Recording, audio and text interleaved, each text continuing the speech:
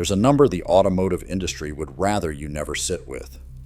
Roughly 95% of new vehicles sold in America right now ship with built-in cellular connections, the telematics hardware that phones home to the manufacturer whether you ask it to or not.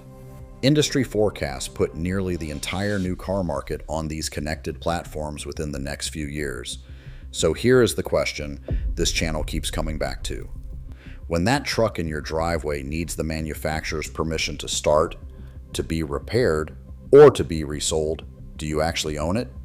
Or are you just renting the right to sit in it? Today we're putting two trucks side by side at the exact mileage where the truth comes out, 100,000 miles. On one side, a 2024 Ford F-150 Lariat. Fresh, connected, beautiful. On the other, a 2003 Ford F-250 Super Duty with the 7.3-liter PowerStroke diesel. Same brand. Two completely different definitions of the word yours. Before we get to the trucks, understand the trap you're walking into because it has three layers. The first layer is the visible cage. That's the subscription menu. Heated seats you already paid for, sitting behind a monthly fee. Remote start locked behind an app. Blue Cruise hands-free driving, billed by the year. The hardware is bolted into your truck.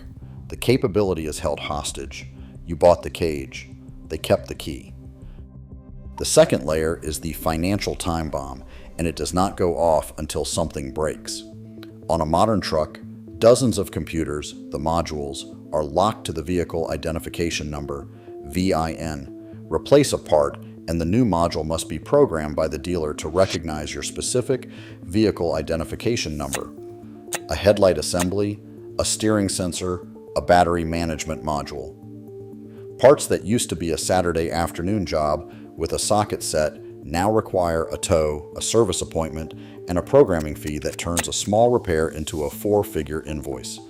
The part is cheap. The permission is expensive. The third layer is the one most owners never see at all.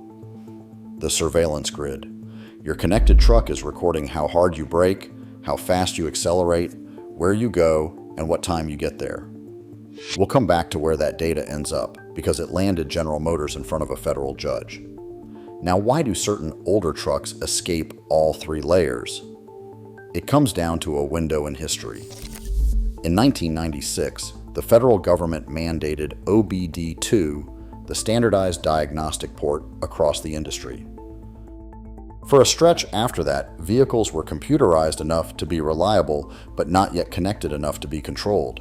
No cellular modem, no over-the-air lockout, no VN-locked permission economy. That window, roughly the mid-90s through the mid-2000s, is the last era of trucks you can fully own.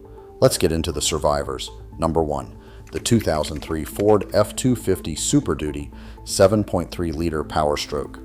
This engine was built by Navistar International, derived from their T444E commercial power plant, the same architecture running in school buses and box trucks. Ford produced over 2 million of them between 1994 and 2003 before California noise regulations finally killed it off early in the 2003 model year. The reputation is earned, a B50 life around 350,000 miles, and well-maintained examples routinely crossing 500,000 miles. Here's what matters for our thesis. No telematics modem, no subscription. The common failure points, the camshaft position sensor, the undervalve cover harness, the injector O-rings, are cheap parts a competent owner swaps in a driveway. Clean examples that sold for $8,000 to $12,000 a few years ago now command well north of $20,000, and the good ones keep climbing. The market already knows what's disappearing. Number 2, the Dodge Ram from 1994 to 1998 with the 5.9-liter Cummins 12-valve, the 6BT. If the 7.3 is the people's diesel, this is the mechanic's holy grail, and here is the reason. These trucks run the Bosch P7100 inline injection pump, a genuinely mechanical fuel system. No engine computer telling the fuel what to do. You could disconnect every electronic accessory on the truck, and that engine would still start and run. That is mechanical sovereignty in its purest form. It's why farmers, off-grid builders, and preppers hunt these down. A clean P-pump 12-valve has become one of the most appreciating diesel platforms in the country. Now let's walk the 2024 F-150 Lariat into the same 100,000-mile garage and see what its owner is living with. The connectivity that felt like a luxury on the test drive is now a recurring bill. Ford's connected services and hands-free driving features run on subscription terms, and once the trial lapses, the truck you own starts asking for a credit card to unlock what it already has. Then something fails, because at 100,000 miles, something always fails. A module goes down. The independent shop you've trusted for 15 years plugs in and hits a wall because the diagnostic depth and the programming live behind the manufacturer's gate. Your truck gets towed to the dealer, not because your mechanic lacks skill, but because he lacks permission. And that brings us to the surveillance layer, where this stops being theory. In March of 2024, a New York Times investigation revealed that General Motors had been collecting detailed driving data through its OnStar smart driver program. Hard braking, acceleration, speed, location. General Motors sold that data to two analytics brokers, LexisNexis Risk Solutions and Verisk Analytics, who packaged it into driver risk reports and sold those to insurance companies. Drivers watched their premiums climb and never knew why. Many say they never knowingly enrolled. This is documented. The cases were consolidated into federal multi-district litigation in the Northern District of Georgia, the Consumer Vehicle Driving Data Tracking Litigation, on behalf of an estimated 16 million drivers. In January of 2026, the Federal Trade Commission banned General Motors from selling driver data for 5 years.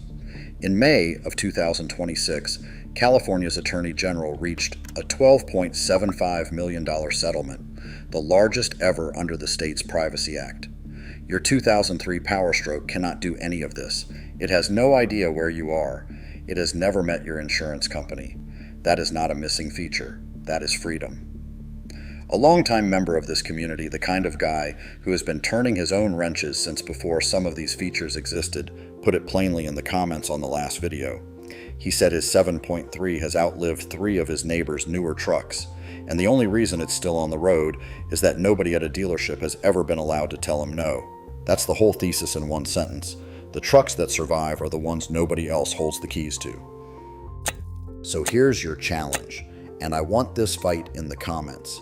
I put the 7.3 PowerStroke and the P-pump Cummins at the top, but some of you are going to tell me the OBS Ford with the 12-valve swap, or the first generation Tundra with the 2UZ deserves a spot. Make your case. Drop your engine code and your mileage below and defend your pick. Because this was never really about trucks. It's about a principle. The Massachusetts Data Access Law, the one voters passed 3-1 in 2020, was supposed to force automakers to share your vehicle's data with you and your mechanic. The automakers sued to stop it. A federal judge upheld it in 2025. And in response, some manufacturers simply switched their telematics off in that state rather than share. Think about what that tells you. They would rather disable the feature than let you control it. That is the entire war in miniature. The window is still open, but it's closing. Every year the pre-lockout trucks get rarer and the locked ones become the only option left. So find your survivor while you still can. Learn it, maintain it, and keep it running. Keep turning your own wrenches and keep that key in your own pocket. I'll see you in the next one.